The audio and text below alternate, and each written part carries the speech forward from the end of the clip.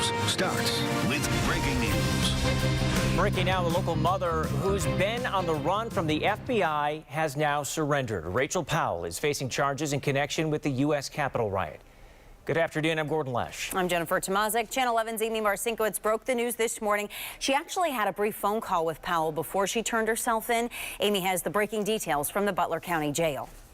Rachel Powell is in custody. She is here at the Butler County Prison. We learned that agents brought her here a little bit after 1 o'clock this morning.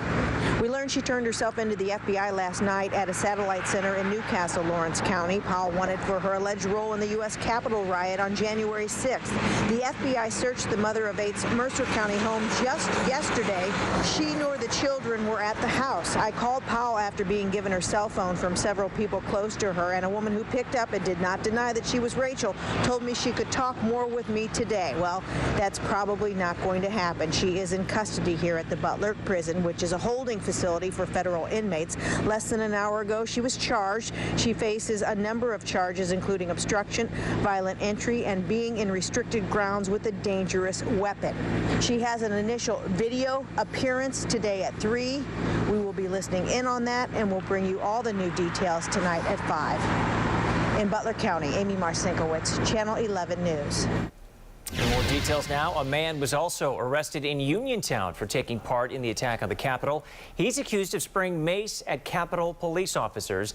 The FBI says Peter Schwartz was arrested after an investigation into his Facebook accounts. In his post, investigators say he admitted to being at the Capitol on January 6th, calling it the opening of war, and said it would be wise to be ready. Now, if you've been outside, you probably noticed some strong wind gusts out there. It is one of those days where you're holding onto your car on the interstate because it's kind of shifting it left and right. The wind chills obviously are going to be a factor today, too. So meteorologist Jessica Faith is tracking those changes for us in Severe Weather Center 11. Yeah, so we have that colder air coming in quite strong, like Jen mentioned. It's going to make it feel a lot colder. And actually, as that cold air comes in and settles in, we're going to be dropping our temperatures throughout the afternoon instead of those temperatures rising. Along with the cold air, we have a few spotty snow showers. So we'll keep a few spotty snow showers into the afternoon hours. Bigger chance comes this weekend. I'm going to show you that on Storm Tracker and also show you the best time to get outside this weekend. All right, thanks, Jessica. We are following several breaking stories in COVID-19. First, the Allegheny County Health Department just updated us on cases, and they're reporting 334 new cases since yesterday at noon. All of the positive test results are from the past 5 days. One additional death has also been reported. And we also have some breaking news on the race to vaccinate from the State Health Department. We have a look here at how many vaccines have been given out in our area. So you can see here more than 64,000 doses have been given out in Allegheny County. That's more than any other county in the state. 18,000 doses have been given in Westmoreland County. So the State Health Department is wrapping up a press conference right now. Again, they are also urging patience. The underlying message is for folks to stay patient. We are working to make our systems more accessible, to make information and education more accessible to the public. But as we do that, we ask for folks to stay patient. So the health department says it is working with other departments and counties to offer more support for seniors who are trying to get a vaccine. They say the underlying issue continues to be the limited amount of vaccines available from the federal government. Walmart and Sam's Club have joined the race to vaccinate. Some of their pharmacies will start giving the shots next week. We have Team 11 coverage on this afternoon. Mike Holden is meeting with local teachers who are getting the shots today. But first, our Alyssa Raymond is at Sam's Club to explain how their clinics will work. You don't have to be a Sam's Club member to be able to get a COVID-19 vaccine from here. This morning, Catherine asked, so if that's the case, how do you go about getting a vaccine appointment if you're not a member? I sent an email, some text messages, as well as messaged them on social media. Here's what I found out. 5 Sam's Club locations in our area are supposed to be getting doses, but not until later next week. Whether you're a member or not, you can't schedule an appointment until the club actually receives the doses. You must meet the state's 1A eligibility requirements. Anyone can call about an appointment next week. Members can go through samsclub.com. Non-members need to go to PA's COVID-19 page, find a Sam's Club location on the map, and use that link. Remember, if you try to do anything online right now, you won't be able to. I'm hoping that it'll be a practical resource for us to be able to get the vaccine. Sam's Club joined the federal retail pharmacy program, and that's what you have to join in order to be able to administer the vaccine. A bunch of other places did too. We're talking places like Walmart, CVS, Walgreens, but not all of them necessarily have the vaccine available right now in Western Pennsylvania. When that could change, I'm working on that part of the story for today at 5. Reporting in Monroeville, Alyssa Raymond, Channel 11 News. Johnson & Johnson's vaccine takes a big step forward. The company has applied for emergency use authorization from the FDA. If authorized, it would become the country's third vaccine. The company says it could begin distribution immediately. Last week, Johnson & Johnson released data showing the vaccine is 72% effective, and it offers the benefit the other two don't, that it is just a one-dose shot. Johnson & Johnson expects to supply the government with 100 million doses in the first half of the year. Britain has launched a new trial. They're looking at the response of combining doses of vaccines from Pfizer and AstraZeneca in a 2-shot schedule. Researchers say it could help them understand if shots can be rolled out with greater flexibility. The first data on that trial is expected around June. Someone hacked into the 2-in-1 system for people 65 and older to schedule vaccine appointments, but Allegheny County says the problem has been fixed. Remember yesterday at noon, we told you right at noon here when the 2-in-1 system went live for help to try to schedule those appointments. It's a way for folks who don't have the internet or maybe are having some trouble navigating it to get in line for the shot. So many people called. In fact, the Allegheny County Health Department tells us at one point there were 15,000 calls per second, but someone hacked into the line and intercepted some of them. A man told us his dad in Bethel Park got the scammer. He realized something was wrong when they told him that he won a gift card, but he had to send money first to make the appointment. My dad was so shaken that he just stopped trying. It sucks that there are people preying on seniors like this, people who are desperate to get vaccinated and to see their families. So the health department did end up filling all of those appointments yesterday. But if you need some help, if you have any questions just about the vaccine, you can still call 211. Teachers have been urging the state to put them in line for the vaccine. And today that process started at Chartiers Valley, but not for every single teacher. Channel 11's Mike Holden continues our Team 11 coverage on the race to vaccinate. The demand for the COVID-19 vaccination is growing each and every day, but one Pittsburgh area school district is actually now offering it up to staffers who are eligible, and it's happening right now. Channel 11 was there as Chartiers Valley High School transformed into a COVID-19 vaccination clinic. Faculty and staff who fall into the 1A group were welcome to roll up their sleeves for the coveted shot. Under that category, you must be 65 and older or have pre-existing health conditions. 120 vaccines are currently available here, and likely all will be taken. The district says they're thrilled to have this opportunity. They thanked Value Drug Pharmacy who arranged this. They in turn reached out to Primary Care Pharmacy who provided the vaccine to employees. As we know with the vaccines right now, such a shortage that's going on, and to be able to do this for our employees, especially our ones that are at high risk, is just really exciting for me. It's been a long year, and I'm excited to get these people some normalcy. And school officials tell us they're working to secure more vaccines for eligible employees in the very near future. We're going to continue to track that side of the story, plus how the school district has been adjusting during this very difficult time and still managing to get by. For Channel 11 News starting at 5 o'clock tonight. Reporting this afternoon from Chartiers Valley High School, Mike Holt. The VA Pittsburgh healthcare system is offering a walk-in vaccine clinic for senior veterans tomorrow. It's at the system's University Drive campus in Oakland. The hours are from 8 to 4. To be eligible, veterans must be 65 or older and registered for Veterans Health Administration care, and they must receive their care at the Pittsburgh Center or one of its outpatient clinics. And you can join us for our WPXI Now app tonight as we bring you the latest information on the race to vaccinate here in Western PA. Our special reports will start at 8 p.m. tonight and every Friday for the entire month of February. We have some new video this afternoon of a Pittsburgh man who has been missing for now nearly 2 weeks. You've probably seen his picture on social media. Thomas Hughes, that's his name. And this is that video. You see him there in the black outfit walking into a gas station. This was taken on Saturday evening, January 23rd. That is the last night anyone saw Thomas Hughes. Now, police didn't say which gas station this was recorded at. Hughes's van was found with the keys in the ignition at the entrance of the Three Rivers Heritage Trail on the south side the next night. So If you saw Thomas Hughes, here's a picture of him on your screen, either of those days, the 23rd or the 24th of January, call Pittsburgh Police. His family is offering a $5,000 reward, hoping for his safe return.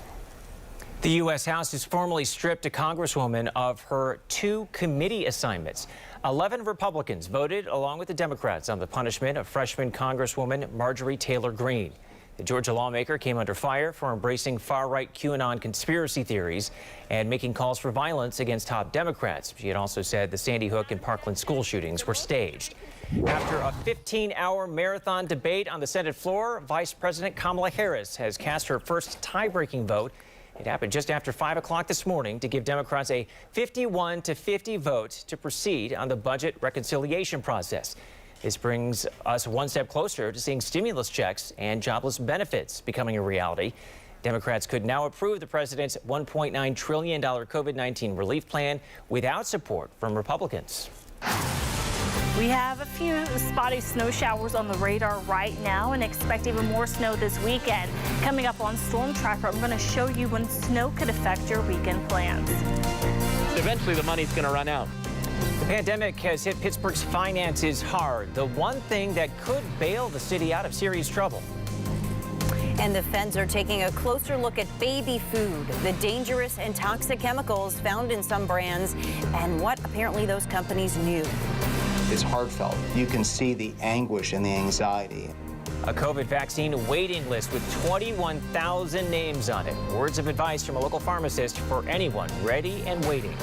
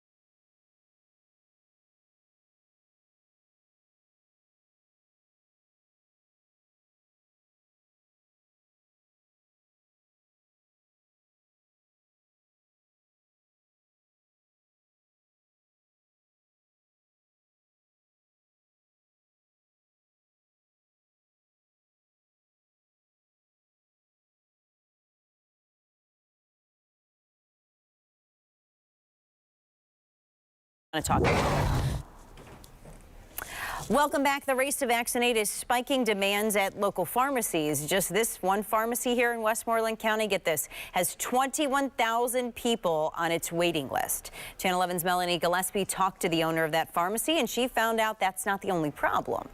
Hayden's Pharmacy is on hold this week for hosting any COVID-19 vaccination clinics, all because the state got less than half of the doses ordered. With 21,000 on the waiting list here, it is taking a toll on the pharmacy and the public. It is a little bit difficult not knowing exactly what is coming and when it's coming. It's a waiting game for local pharmacists like Ed Cristofano. But for me, where I sit, that is higher up on the food chain from the federal supply to the state. Ed owns Hayden's Pharmacy and has 21,000 people on a waiting list for their chance to get the COVID-19 vaccine. In 5 days, Ed immunized 1,670 people, averaging about 334 people a day. This week, he asked for 2,300 doses, but didn't get a single one. They only fulfilled it 43%. Ed just learned from the Department of Health of the 706,000 doses the state requested this week. The federal government only sent 305,000. Ed doesn't know why, but it's bringing his progress on immunizing the community to a screeching halt. We're able to move the vaccines through the pharmacy and get them into the arms they're intended within a maximum of 48 hours. The issue is getting the supply in to keep that moving. Ed told us part of the problem is not only the expansion of the Phase 1A category, but harder hit areas may get preference. And they're also prioritizing hotspot counties over other areas of the Commonwealth. But to me, the supply and demand issue is higher up on the food chain. With constant phone calls and questions, Ed has a word of advice for those wishing and waiting. So we just ask people to be patient. We understand the panic, we understand the hysteria, and we're all in this together. It's just a matter of let's let the systems and processes work through. We will respond as soon as we get the vaccine. Our issue is just getting the vaccine. Hayden's Pharmacy says just to get through that waiting list for the first dose, it could take as long as 4 to 6 weeks, if not longer. You can still sign up and schedule an appointment for a vaccine through Hayden's Pharmacy on their website. We'll have a link to that on WPXI.com. Reporting in Youngwood, I'm Melanie Gillespie for Channel 11 News. There's new technology in the works to protect you from COVID. These stickers would fit on the front of your mask. They're designed to detect COVID-19 in your breath or saliva. If the sensor color changes, you would then be urged to get tested. A team at UC San Diego is developing this sensor, and it could be ready for use by the end of the year. The Chiefs and the Buccaneers will play a Super Bowl unlike any other on Sunday. The NFL has promised to take every precaution in order to play the big game in the middle of a pandemic. NBC's Jay Gray is in Tampa with the changes and how the NFL is thanking frontline health workers. Hey there, from inside the NFL experience, things a bit different with this Super Bowl, obviously because of COVID-19. And let's start with the lines. Look across and you'll see if you're in line for one of these interactive games, no food or drink. They don't want you pulling your mask down to take a bite or take a sip. And the mask rule pretty much in effect across the entire city right now. They really want to keep things safe. When you are in line, try and stay 6 feet apart. It's something that's tough. The crowds have been gathering here, and so it's tough to kind of make that happen. But they've got people gently reminding you that, hey, you need to stay apart as best you can. Also, everywhere, I mean, within 6 feet, you'll see 3 or 4 of these hand sanitizing stations. It's something that they're really stressing as well, just to make sure everybody stays healthy during this Super Bowl weekend, now moving into the weekend. It's the first time in the history of the game that this entire experience has been outdoors. That's because of COVID-19. It's also free for the fans, so that's kind of a nice bonus.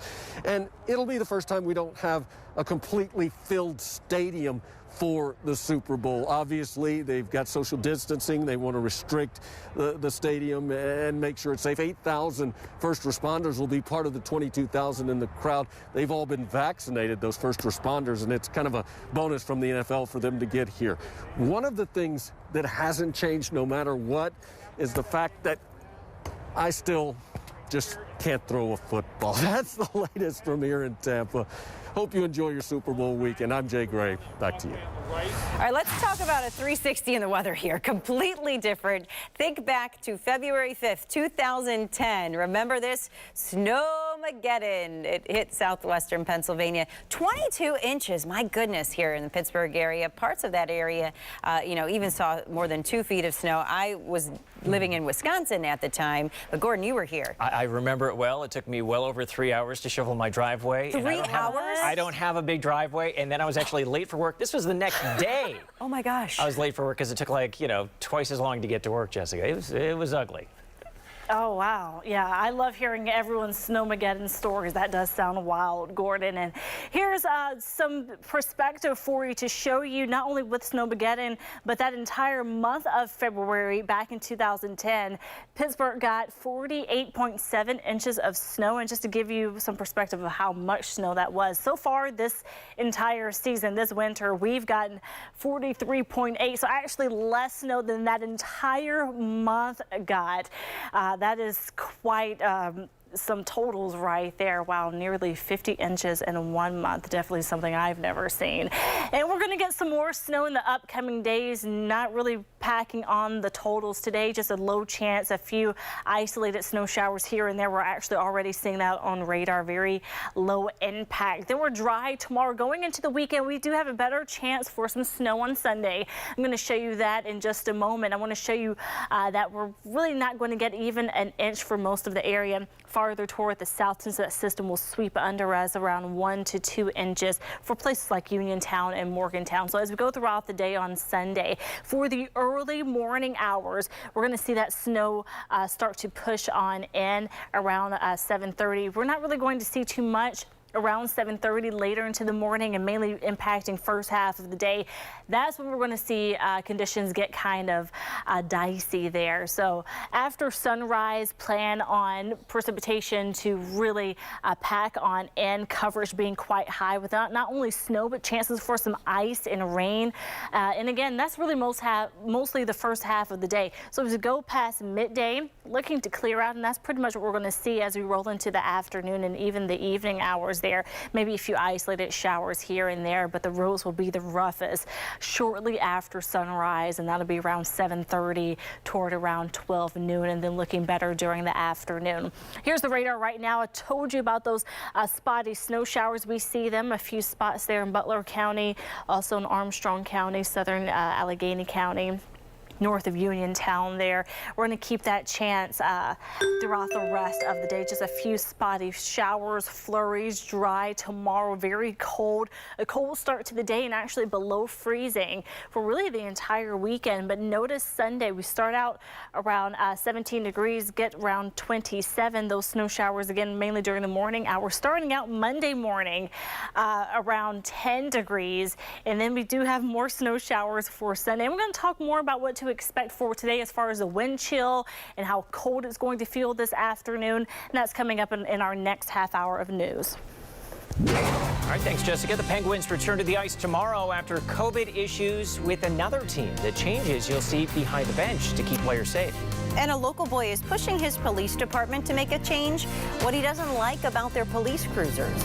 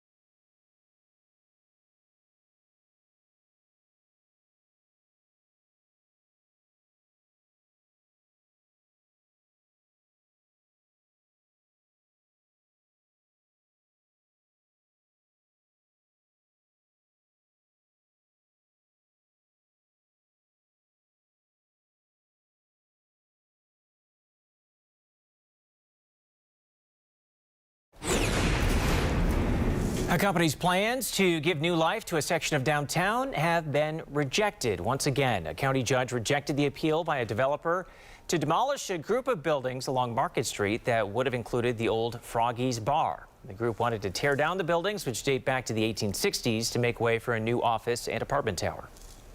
A young boy is fighting to change the decals on the Verona police cars, a few of them at least. 11-year-old Zachary Rutherford started a change.org petition. So you see the police car there right next to him.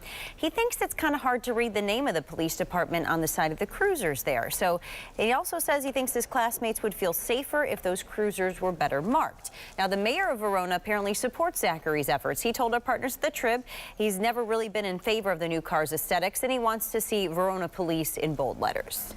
The NHL has added new protocols to help reduce the spread of COVID-19, and one of those additional measures included removing the glass behind the team's benches. The glass came down yesterday. The belief is this measure will help increase airflow in arenas and for players and coaches who are in close proximity. In addition, no one will be permitted to sit in the lower level areas behind the benches. At the start of last night's games, 40 players were on the COVID-19 list. The Penguins return to the ice tomorrow night. They take on the Islanders in New York. The team's past 2 games were postponed because of COVID issues with the New Jersey Devils. It's cold today. We're going to continue to see cold air pour in this weekend and even going into next week. I'm going to lay out all the details coming up in the next half hour of news. And some parents in a local district say that virtual learning is really hurting their kids' education. They're pushed to get students back in the classroom and why it's not just about good grades. You're talking about deep cuts. And the taxpayers really will feel it. And the city of Pittsburgh facing deep cuts because of COVID. Target 11 investigates how those cuts could affect your safety.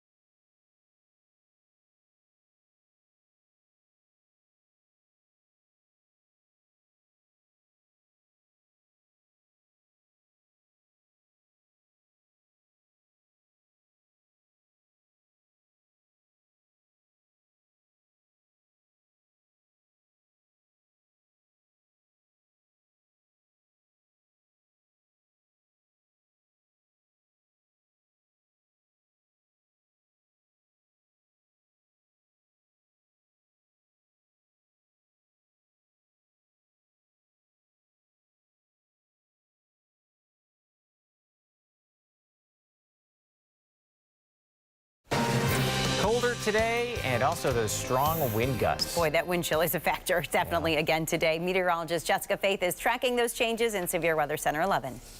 And can you see behind me the wind kind of shaking the camera here? Kind of hard to get a steady look at the tower cam. We definitely have those clouds out. And Jen mentioned the wind chill, and boy, is it a factor. So the actual air temperature is 32. Factor in that very strong wind, it feels like 20. That is quite impressive there. So it feels very cold. We're on the backside of that cold front, which means more of that cold air is pouring into our area, really settling in. Look at how much colder the temperatures are to our west than to our east. So we're going to continue to see temperatures drop. As we go throughout the day, it will feel much colder than the already cold air coming into our area. So I'm going to break down the wind chill for today and also the wind gust for today, because winds will be dying down, and also give you a look at what to expect for this weekend. That's all coming up in just a few minutes. The COVID-19 relief package being debated in Washington right now could bail Pittsburgh out of serious trouble. You know, the city hasn't gotten much tax revenue in the past 10 months, so they have frozen salaries, eliminated jobs, even dipped into some reserves, but that won't last forever. Yeah, Target 11 investigator Rick Earl discovered city leaders are looking at massive layoffs if the federal government doesn't come through fast. City leaders tell me they have enough money to get to July. If they don't get any help by then, more than 600 city workers, including some police officers, could be let go. I mean, if we have to get to the point of layoffs, you're talking about deep cuts.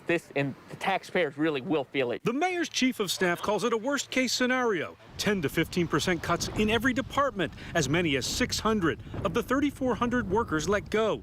Among the layoffs now being considered, 200 police officers, 150 firefighters, and 60 EMS workers. That's a lot of firefighters and police officers. That's a lot of building inspectors. That's a lot of the men and women who are out there filling potholes and picking up refuse and recycling. We will notice the impact deeply in this city if we get there. Gilman says the city has managed to survive so far by freezing non-union salaries, cutting $40 million from the budget by eliminating 170 jobs that hadn't been filled. Among them, building inspectors, city planners, and traffic engineers. Some of those are pretty critical. I want to be clear, that is not a sustainable level of government that I think the taxpayers would want to see. And Gilman says so far the key to survival, a $120 million reserve fund they built during the past 5 years. We had built up in savings over the last 5 years under the Peduto administration, and that has gotten us through it. The rainy day fund was there, and it poured. And without an infusion of cash from the federal government, Gilman says the city can only make it until July. Eventually, the money's going to run out. We're not D.C. We don't get to go into debt. We don't get to print money. Every city department will then have to cut 10 to 15%. And if 200 of the nearly 1,000 police officers are laid off, the public safety director says response times would decrease and crime increase. The police union president says the mayor could face a very difficult decision. He's going to have to figure out what services he's going to cut. Maybe the citizens don't get the police officer for every type of call they want, or they don't get that personalized service that they desire. Because in the city of Pittsburgh, we give a very, very robust service, where other agencies don't provide those same services. So when he makes those cuts in personnel, he's going to have to make those types of cuts in services as well. The new president has proposed a stimulus package that would give cities across the country like Pittsburgh money to avoid these deep cuts. This package is designed simply to fill that hole, keep people at work, keep kids at school, keep police officers on the beat. Just do the basics that we're supposed to do in the government.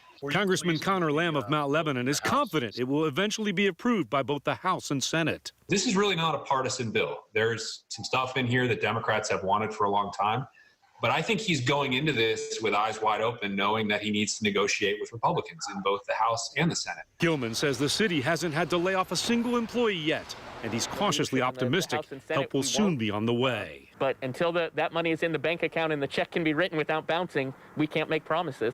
Gilman tells me the number of layoffs facing each department are not set in stone, but without federal assistance, the city will have to come up with $25 million in cuts. In the Hill District, Rick Earl, Channel 11 News. Republicans want a much smaller pandemic relief bill, but one thing that both parties agree on is that there is still a big need for food assistance. The number of Americans on food stamps, or SNAP, has grown by more than 20% during the pandemic. The program is designed to boost food budgets, is designed to boost a family's food budget for those that are under the poverty line. So historic unemployment forced the government to increase benefits by 15% in December, but for some, it's still not enough. I'm homeless, so I'm staying with my sister. So, you know, it's hard to be able to go to market, and she'll go to the market with me and stuff, but it's definitely not enough. A lot of the 18 million people who don't have a job right now are still waiting for billions of dollars worth of benefits.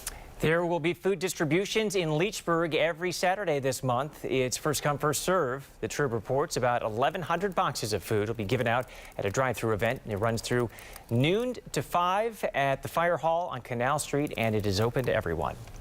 Pennsylvania is still trying to figure out a way to help child sex abuse victims after the state made a big mistake. We told you earlier this week that an amendment to open a window of opportunity in old court abuse claims is being kept off of the ballot because of an advertising mistake. Now, to start the process over, it might not get on the ballot for another 2 years. So what they're doing is they're looking at an emergency constitutional amendment, which hasn't been used in more than 50 years in Pennsylvania.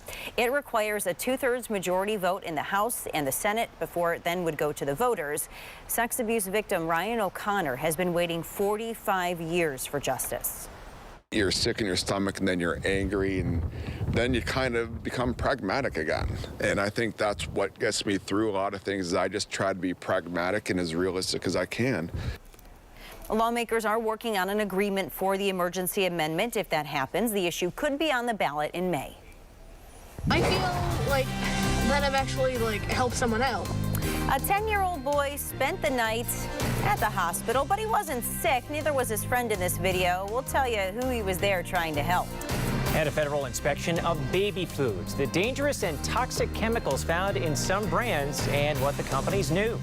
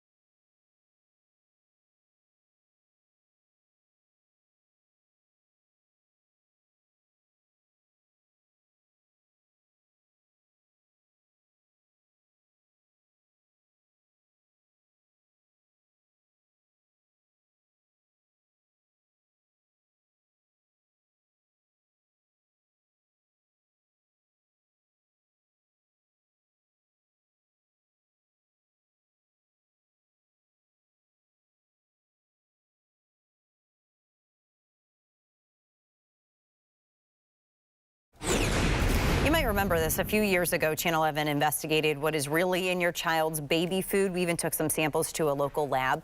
So Congress wants some answers too. And their investigation that they recently did found that some big name companies knew they were selling products that had high levels of toxic metals. A House subcommittee found dangerous levels of arsenic, lead, and mercury in some baby foods. Those metals can cause damage to a baby's developing brain. So here are some of the brands that were part of this. Gerber, Beech Nut, and Nurture. They were all part of the study, some pretty familiar names to parents. Now, there's no minimum level that the FDA has to set for heavy metals in most baby food, but it says it is reviewing those reports' findings. Lung cancer is no longer the most diagnosed cancer in the world. It's now breast cancer. The American Cancer Society did the study. Lung cancer had been the most common cancer for more than 2 decades, and it does remain the leading cause of cancer death. Health officials are very focused on cancer screenings this year. The pandemic has caused a lot of patients and doctors to miss or cancel appointments for screenings, which can lead to treatable cancers going undetected. Trader Joe's is temporarily doubling its pandemic pay for hourly workers. It's been paying crew members $2 more an hour since the start of the pandemic. It was boosting it to $4 as a thank you. Trader Joe's management said in a letter it is canceling its mid-year raises this year. We're seeing a few snow showers right now on the radar, and we'll see a few more as we go throughout the rest of the day. I'm going to talk about snow chances for today and the wind chill and also the wind gusts. It's been a tough year for students, and now a recent survey confirms that high school seniors have experienced mental health concerns in the last year. We didn't feel like anybody was listening to our kids to see the mental health aspects that were happening and the things that our kids were feeling. Why they say COVID is the least of their worries.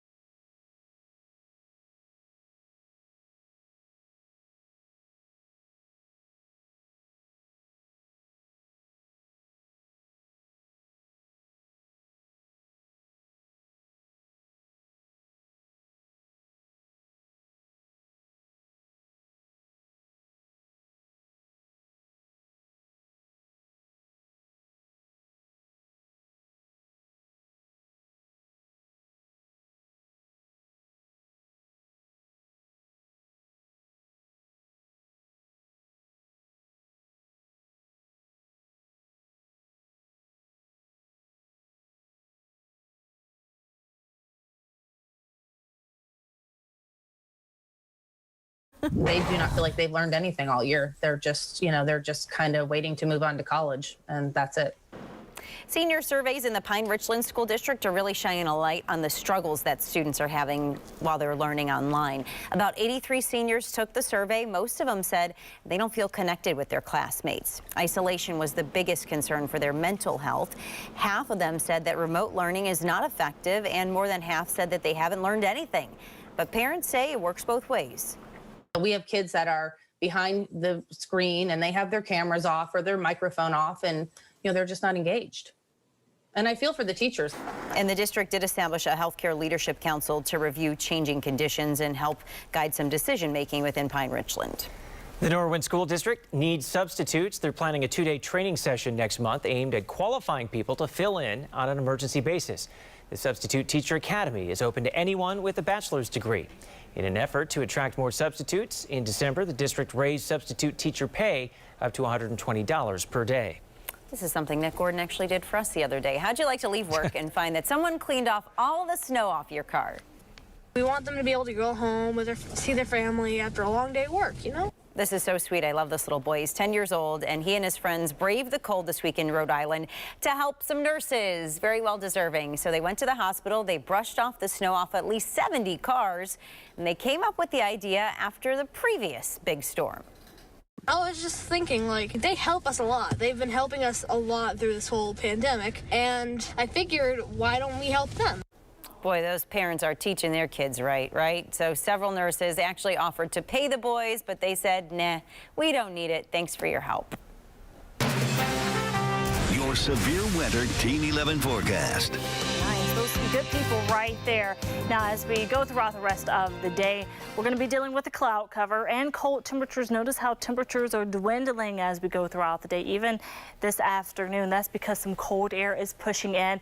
And along with the cold air, we have the breezy conditions and also some more snow. Notice how we've had some more snow showers even within the past few hours. So we're going to continue to deal with some snow here and there as we head into the afternoon. Not a lot of impacts, actually just a few spotty snow showers, a few more scattered later tonight. Now around 11 o'clock we will see some more.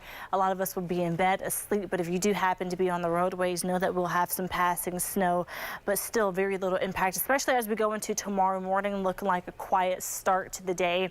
And we will be quiet for your Saturday with partly cloudy skies, but it's going to be cold, but still a good day to get outside.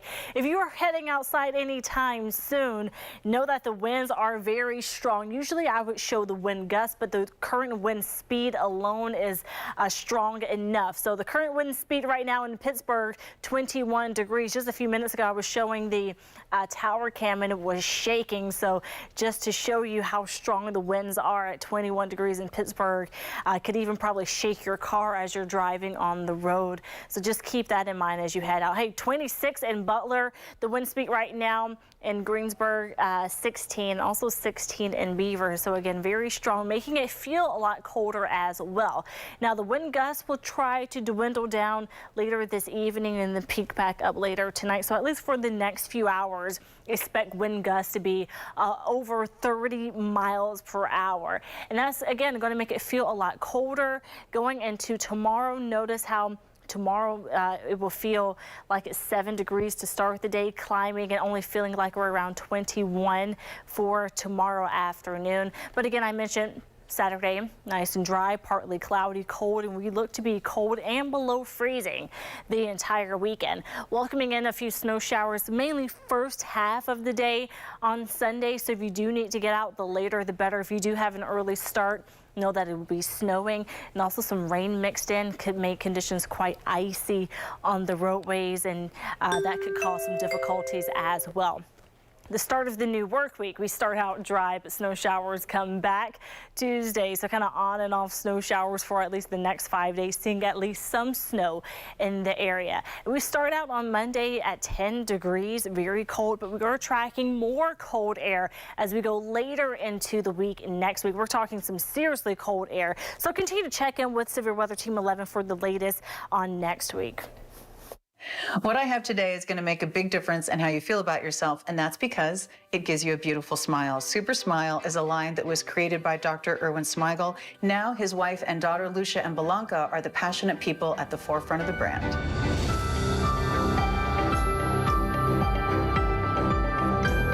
My husband was the one who developed tooth bonding. My dad was a legend in dentistry, and growing up, my brother and I really didn't know that at first until we got older and we would start going with him to dental conventions. We would go over to different booths and they would fill our bags up with toys and presents and things because we were with Dr. Smigel. My father was doing bonding on a lot of his celebrity patients and his regular patients.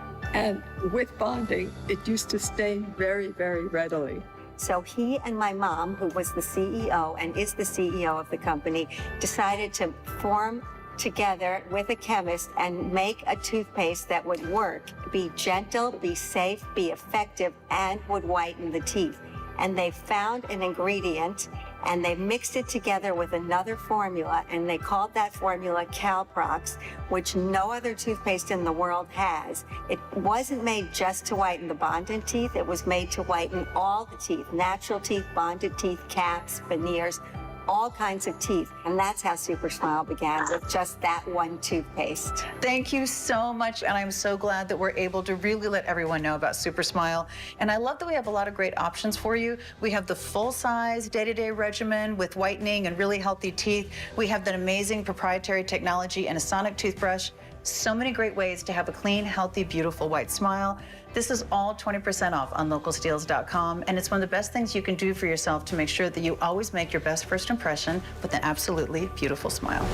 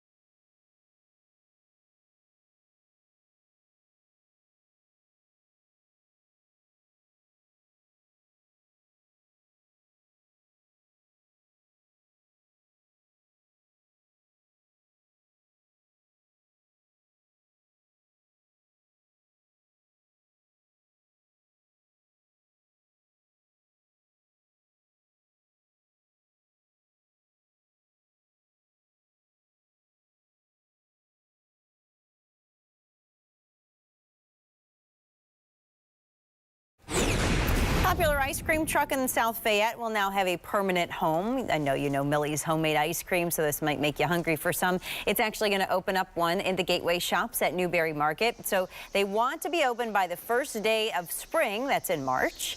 The truck helped Millie's take ice cream to customers in the South Hills during the pandemic. A lot of them said, boy, we really like this. So they put in requests for them to actually open a store there. You know, Millie's already has a handful of shops in the city of Pittsburgh. A businessman is placing one of the largest Super Bowl bets of all time. Yeah, he's putting down more than $3.4 million on the Tampa Bay Buccaneers, and it's a two-part bet. So if Tampa Bay covers, he would win $6.1 million. This is the highest Super Bowl wager this year, and according to Action Network, their website, this was just shy of the highest ever That gambler must not like the Chiefs, by the way. He also bet against them in last year's Super Bowl and lost $3 million, so he has not learned his lesson. Apparently he has money to play with. I guess so. Money to burn. That's all for Channel 11 News at noon. Our next newscast is tonight at 5. You can get breaking news updates anytime on our streaming apps. Just search WPXI on Apple TV, Roku, or Amazon Fire. Have a good day.